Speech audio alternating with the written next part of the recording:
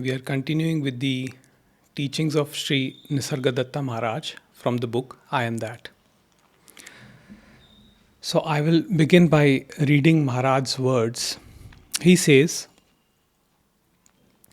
the same consciousness, Chit, appears as being, Sat, and as bliss, Ananda.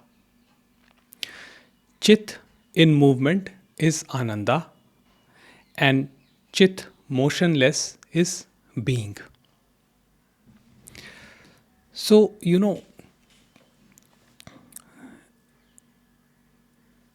it is very natural for anybody to question that why is this distinction being made between movement and stillness?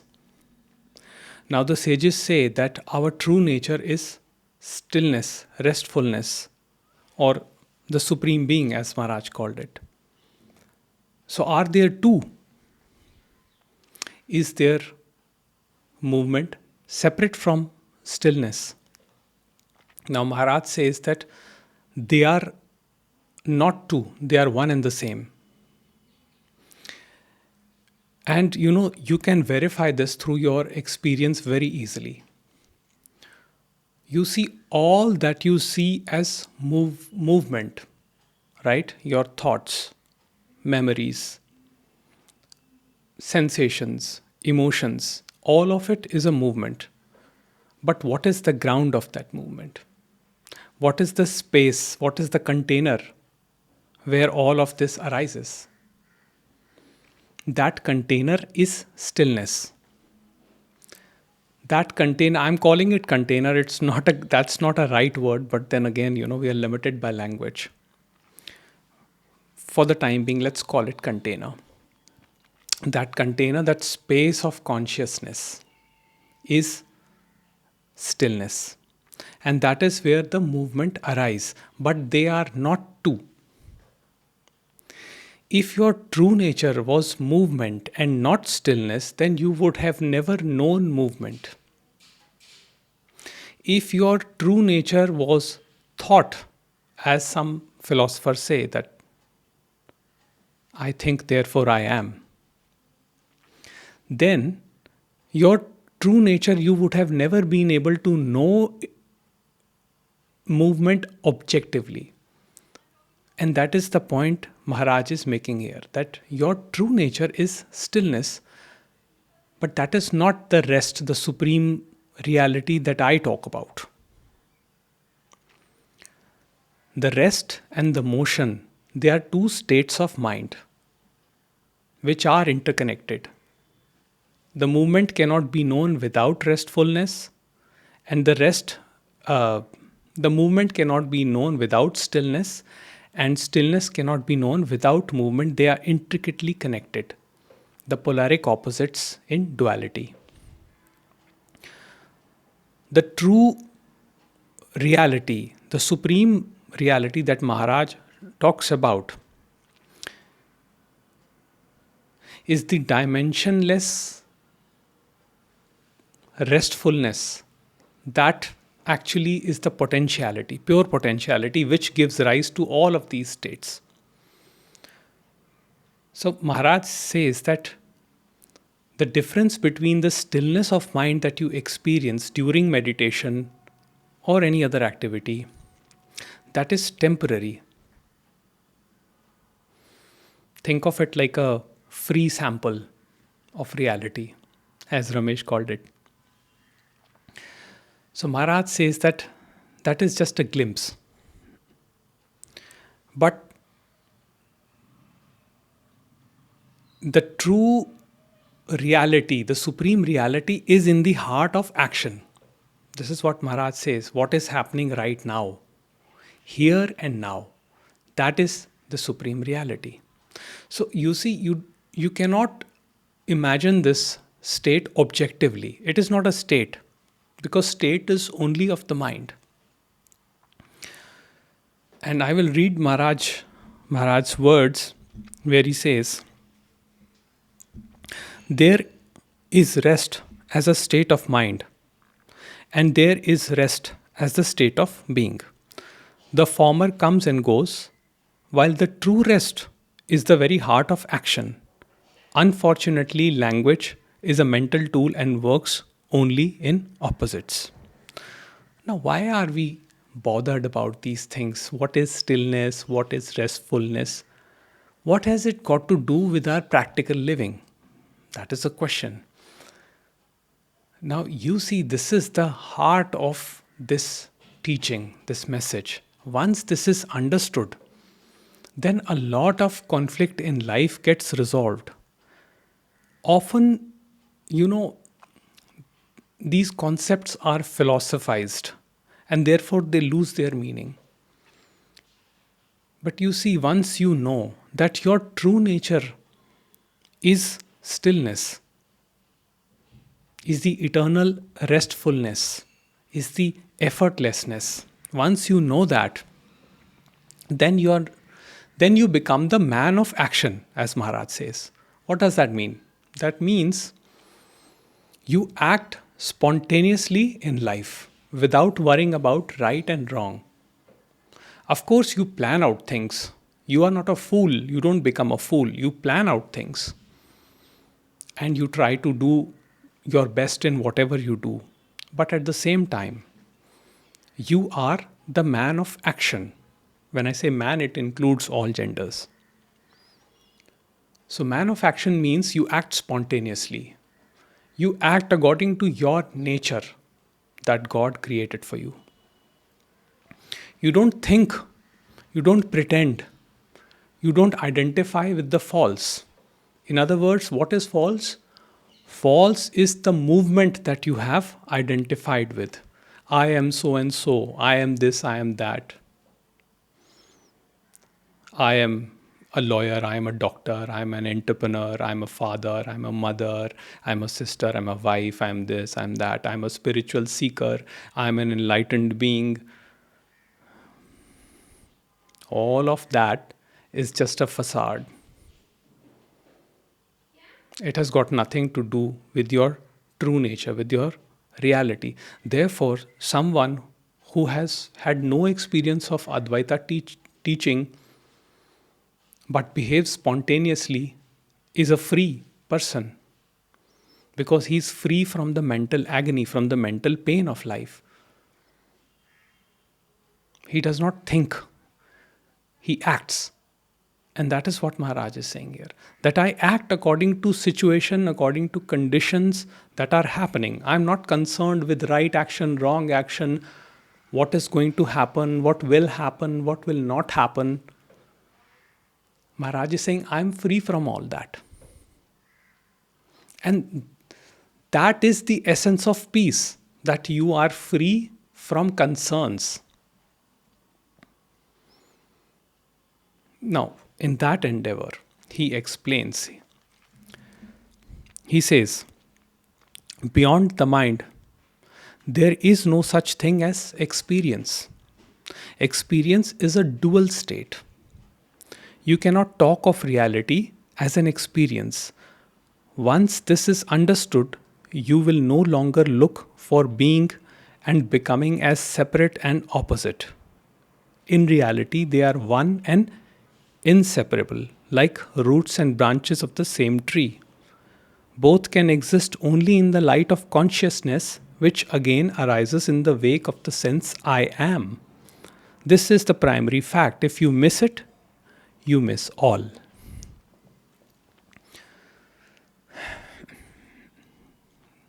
There is no need to look for being, to search for being, because the moment you think like that, a thought spins up. Thought which is non-being. As I said, the being is the container, it is the ground, the groundless ground of all that is happening. So it is your very nature. You are always home. Being is always here and now. But you see, when you identify with not being that, when you identify being limited to a person who is suffering from certain conditions, oh, my life is bad, this has happened, that has happened. Okay, it's human to have such conditions, it's human to have suffering in life, and it is very important to acknowledge suffering. I never say that your feelings are false. No. They are illusory, that is true, but we are not to ignore them. It does not mean that we have to ignore them. We have to accept all feelings, all sensations. We have to see them through and through. And when we do that, we realize that it is all happening in the ground of the reality, which is your being. And that itself frees you from that grasping, from that attachment, strong attachment to thinking. So all the story that you have built that's like branches of a tree. This happened, that happened.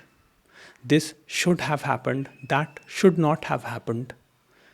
It's all story, all the branches. Now, when you identify with the branches, life becomes painful. But once you recognize that the supreme reality is operating as here and now, the whole tree, everything is supreme reality, all is one, then that is instantaneous freedom. That is instantaneous liberation from suffering. And that is why these concepts are important, because it is not about brainwashing yourself.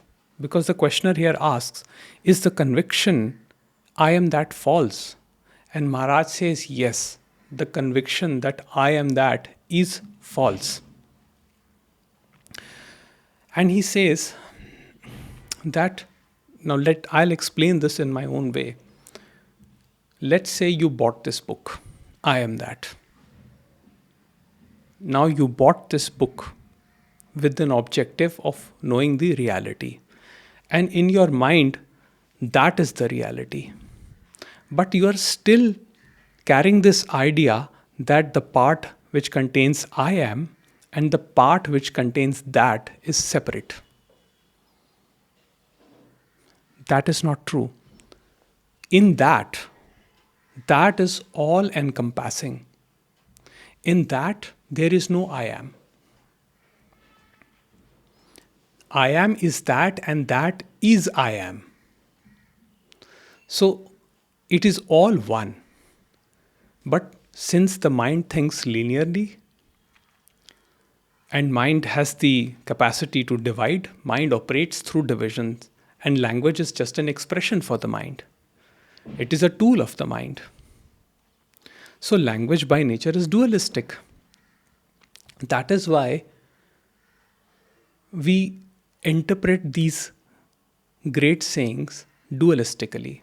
So when we say Tattvamasi or Aham Brahmasmi, the Mahavakyas, what we don't realize is that that has been the conclusion of sages. That is not the beginning point. When we are starting a book, reading a book like I Am That, if we are beginning with that point,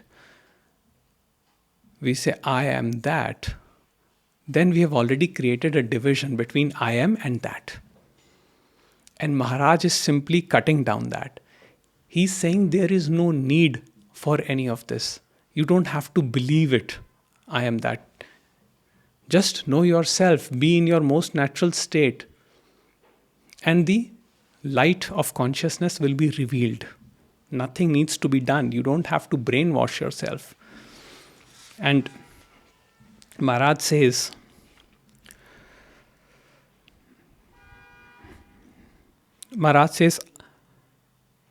courage is my essence, which is love of life. I am free of memories and anticipations, unconcerned with what I am and what I am not. I am not addicted to self-descriptions. Soham, that means I am he, and Brahmasmi, I am the Supreme, are of no use to me. I have the courage to be as nothing and see the world as it is, nothing. It sounds simple, just try it. You see, Maharaj is saying something which is very difficult for us to accept because we are conditioned in such a way that we believe that everything has to be attained to be for us. The word realization means that we are separate and there is something out there to realize. So what we do is we are reducing that which is infinite into an object of our imagination, and then we are chasing it. So I do come across a lot of people who say, I haven't got it. And I ask them, what haven't you got it? And this is supreme reality, Brahman. I haven't got Brahman. And I tell them, you are never going to get Brahman because you already are it. Now, how do you get what you already are? So, that itself is the pure love. And this waking life, which seems very real, is actually a dream, a movement towards that love. So Maharaj says, I have the courage not to seek it. Maharaj is not seeking it. He is not consciously trying to remember if he is that or not. He is not at all concerned with it. He is not at all bothered with it. And that is what he is telling others, that you needn't be bothered. But do you have the courage to drop the seeking? Now, for most of us, that is not going to happen because we are so conditioned that we will chase it. We will try to attain it through effort. Again, we are not discussing here from the point of view of right and wrong and desirable or undesirable, because it is all one movement. Whether you take the path of yoga or you take the path of bhoga or you take any other path, they are all leading to the same destination. So don't make the eternal self or the pure consciousness as an object of your imagination, because then you are reducing it. And when you reduce it, you create a separation between yourself and the truth. So when there is separation, there is suffering. So the questioner, he even asks Maharaj that, what gives you courage? To which Maharaj replies in a slightly angry tone, I believe. I'm assuming, I don't know, but I'm assuming that because he says, how perverted are your views? Need courage be given? Your question implies that anxiety is the normal state and courage is abnormal. It is the other way around. Anxiety and hope are born of imagination. I am free of both. I am simple being and I need nothing to rest on. Maharaj, Nisargadatta Maharaj, was an uneducated man. He did not know scriptures. He did not rely on scriptures. He did not rely on anybody's experience but his own. And it takes courage to go that path, to tread that path. Very few people have this kind of courage where they're willing to give up everything, where they're willing to empty their cups. There are so many gurus out there who mix traditional teachings with modern teachings and try to create some sort of a package for the disciple. But the very fact that you are creating this distinction between the inferior and superior, between the guru and disciple, that itself shows that you have a fragmented mind. Maharaj is saying very simply this: don't rely on anything else, just see the truth directly.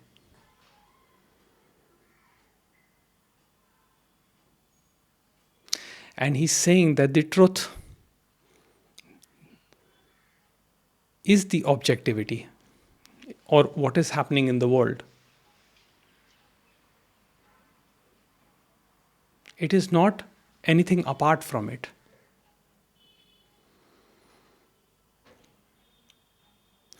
But the thing is, for a majority of us, the seeking will happen because it is not very easy to give up traditional and conventional ideas because we have been brainwashed since the very beginning.